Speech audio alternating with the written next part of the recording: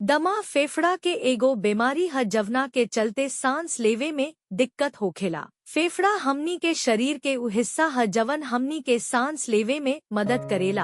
अवूरी ए बीमारी के असर हमनी के फेफड़ा पर बहुत खराब होखेला। जब हमनी के दमा होखेला त हमनी के वायुमार्ग फेफड़ा में हवा के अंदर अवूरी बाहर ले जाए वाली ट्यूब सूज जाला। एकरा से सांस लेवे में परेशानी हो सकता। अवूरी खांसी, अवूरी घरघराहट हो सकता। जब ये लक्षण अवूरी खराब हो जाला तो वह हालत के दमा के दौरा कहल जाला। दमा काहे होला?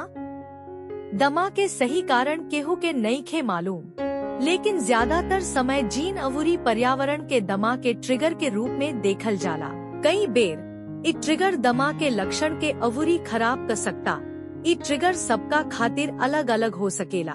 कुछ प्रकार के दमा: एक, एलर्जिक दमा, घर में धूल, जानवर के गोबर, घास, पेड़ अवूरी तिलचट्टा अवूरी कृंतक के गोबर से एलर्जी होखेला जवना के चलते एलर्जी के दमा होखेला।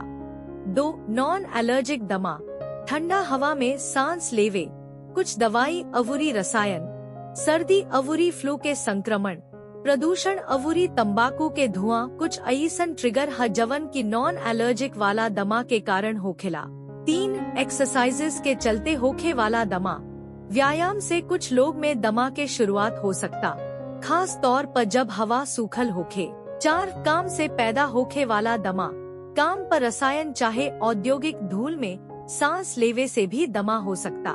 दमा के ट्रिगर सबका खातिर अलग अलग हो सकता, अवूरी समय के संगे बदल सकता। दमा के सबसे ज्यादा खतरा केकरा बा? हालांकि दमा बच्चा में बहुत आम बा, लेकिन ये कवनो उम्र में केहू के संगे हो सकता। कुछ कारण जवना से दमा के खतरा बढ़ सकेला। 1, पारिवारिक इतिहास, अगर आपके माता पिता खासकर माँ चाहे भाई बहन के दमा बाता आपके दमा के खतरा बहुत बढ़ जाला।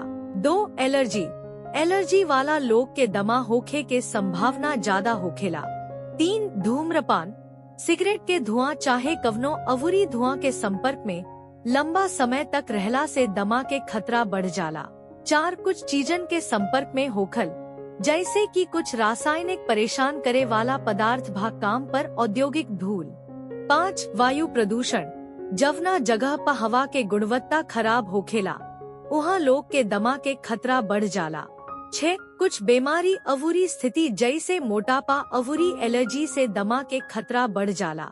दमा के हमनी के जीवन के गुणवत्ता पर बहुत नकारात्मक असर पड़ेला। अगर रौरा परिवार के केहू के दमा के आशंका बा त सही निदान आ इलाज खातिर अपना डॉक्टर से सलाह ली।